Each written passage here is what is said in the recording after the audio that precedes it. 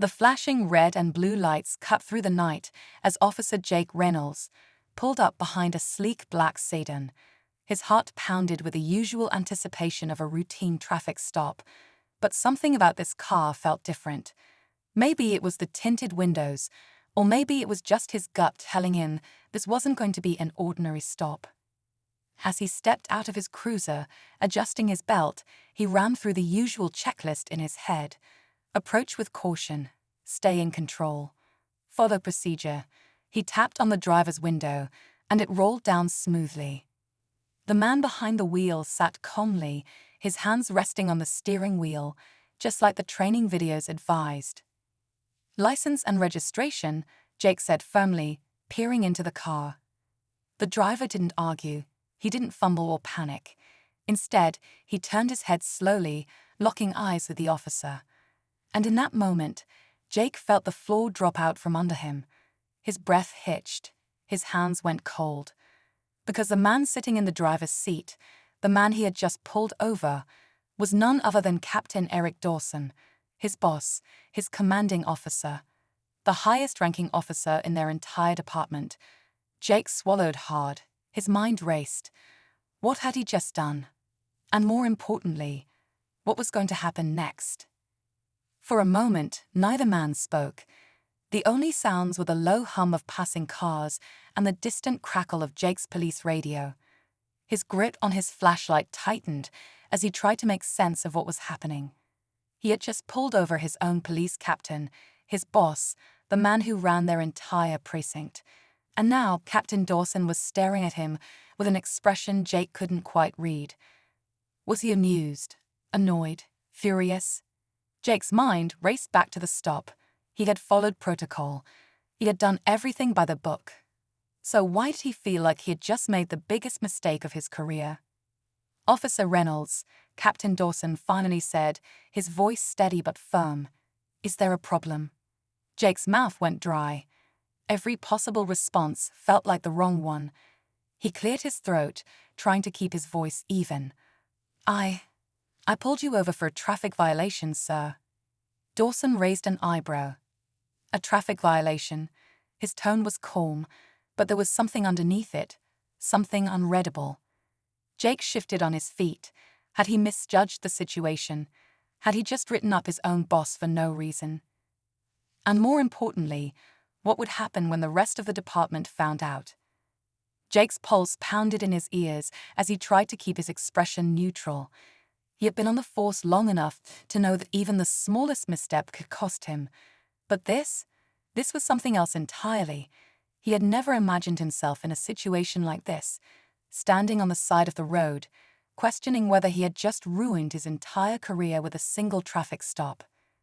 Captain Dawson's gaze remained locked on him, unreadable and unwavering. The weight of authority sat heavy in his posture, but he didn't seem angry. Not yet, at least. What exactly was the violation, he asked, his tone steady. Jake swallowed hard. Your taillight, sir. It's out. His own voice sounded distant in his ears. It was a minor issue, something that wouldn't normally escalate beyond a quick warning. But now, with his commanding officer sitting in front of him, every word felt like a potential trap. Dawson exhaled slowly, glancing in his side mirror. Did you run my plates? Jake hesitated. Of course he had, standard procedure. But admitting it now felt like another misstep. Yes, sir, he answered carefully. Dawson nodded, almost like he had expected that answer. But then something shifted in his expression. And? Jake hesitated. He had noticed something when he ran the plates, something that didn't make sense. The registration was clean, no outstanding tickets, no warrants. But there had been a note attached to the file, a flag, something he didn't have the clearance to view. Now, standing face to face with the man whose name was attached to that file, Jake had a sinking feeling that he was in way over his head. Jake's fingers twitched at his side. He knew he should just issue a warning and walk away, but something about this didn't sit right. The flagged note in the system, the way Captain Dawson was watching him, calm, but almost like he was waiting for something. Jake had been trained to read body language, and right now, every instinct told him there was more going on than a broken taillight. Dawson glanced in his rearview mirror again, then back at Jake. "You seem tense." "Officer Reynolds." His voice was measured, controlled. "Am I making you nervous?" Jake straightened his stance. "No, sir." It wasn't exactly a lie, but it wasn't the whole truth either. He couldn't shake the feeling that something about this stop had put him in the middle of something bigger than he understood. Then, in the distance, another set of headlights appeared. A car slowing down just a little too much as it passed by. Jake barely had time to register it before Dawson spoke again, his voice low this time. "Do me a favor," he said, his tone changing ever so slightly. "Step back to your car." Jake's brow furrowed. His training told him never to turn his back on a traffic stop unless he had a reason. "Sir, is there something I should know?" Dawson's fingers tightened on the steering wheel. For the first time that night, his expression flickered, just for a second. "Reynolds, go back to your cruiser." Jake's stomach knotted. He knew that tone. It wasn't a request, it was an order. And suddenly, this wasn't about a taillight anymore. Something was happening. Then, without another word, Dawson reached toward the glove compartment, and just as Jake instinctively took a step back, the car that had slowed down in the distance suddenly swerved toward them. Everything happened at once: the screech of tires, the blinding glare of headlights, the sound of something metallic snapping open inside Dawson's car. And then, darkness. Jake hit the pavement hard, the impact rattling through his body. His vision blurred as the screech of tires filled the air. For a split second, all he could see were flashing lights, the glow of Dawson's brake lamps, and the silhouette of the other vehicles speeding past. Then, silence. His training kicked in before his brain could catch up. He forced himself up, hand instinctively reaching for his weapon, his eyes darting to Dawson's car. The captain was still inside, but his door was slightly ajar now, one foot planted on the ground. His face was tense, focused, not on Jake, but on the disappearing taillights of the car that had nearly run them off the road. "Sir, what?" Jake started, but Dawson cut him off. "Get in your cruiser," he ordered, his voice sharp. "Now." Jake hesitated. Everything in him screamed that something was wrong. This wasn't a routine stop gone bad. This was something else entirely, and Dawson knew it. Before Jake could respond, Dawson finally moved. He didn't go for his badge. He didn't reach for his phone. Instead, he pulled something from the glove compartment and tucked it into his jacket. Jake's stomach twisted. That was not standard procedure. Then Dawson turned to him, his expression unreadable. "Reynolds, listen to me," he said, stepping closer. "You were never here." Jake's heart pounded. What? The sound of an engine roaring in the distance made them both turn. The other car, whoever had been inside, was coming back. Fast. Dawson clenched his jaw. "Go, now." Jake was frozen. Everything about this moment felt wrong. He was a cop. He was trained to stand his ground, to get answers, to control the situation. But as Dawson locked eyes with him, a realization sank in. This wasn't his situation to control.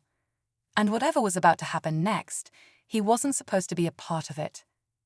Jake's breath came fast and shallow as the roar of the approaching engine grew louder. Every instinct told him to move, to get back in his cruiser, to listen to Dawson. But his training screamed at him to stand his ground. Then, before he could decide, the car came into view. A black SUV, its headlights cutting through the night like knives.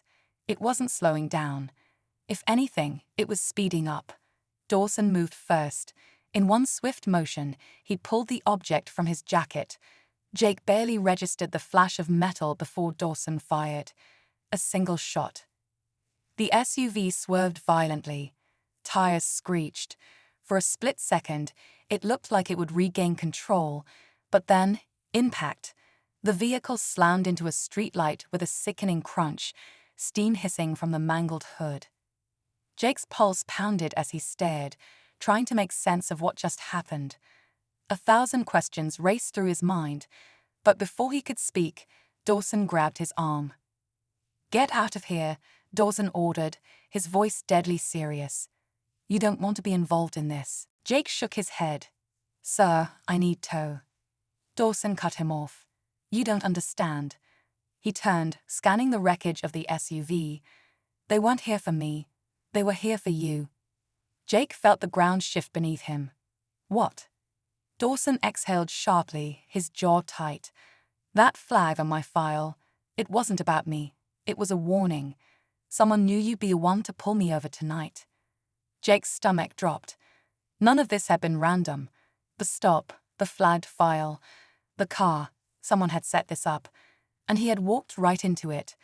The sound of sirens in the distance cut through the heavy silence. Dawson took a step back, his expression unreadable. "You need to start asking yourself why, Officer Reynolds." Then, just like that, Dawson turned and walked toward the wrecked SUV, leaving Jake standing in the glow of flashing lights. His world suddenly turned upside down. Jake stood frozen as the sirens grew louder, his mind racing with everything Dawson had just said. This wasn't a coincidence. Someone had planned for him to be here tonight. But why? And who? Before he could process it all, more squad cars arrived, their lights painting the street in red and blue. Officers poured out, weapons drawn, securing the scene.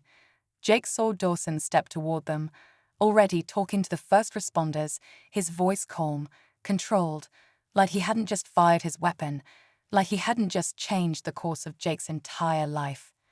An officer approached Jake. "You all right?" Jake forced himself to nod. Yeah, I'm fine." But he wasn't. Nothing about this was fine. As paramedics rushed to the wrecked SUV, Jake finally took a step closer. Through the broken windshield, he caught a glimpse of the driver, unconscious, blood trickling down his temple. He didn't recognize the man, but something about him felt deliberate. Who was he? Why had he come for Jake? Before he could ask, Dawson was next to him again. "They'll take it from here," he said quietly. Jake turned, searching his captain's face for answers. "What happens now?" Dawson exhaled. "Now, you start looking over your shoulder." Jake felt a chill creep up his spine. This wasn't over. He knew that now. It had only just begun, and whoever had set this up, they were still out there waiting.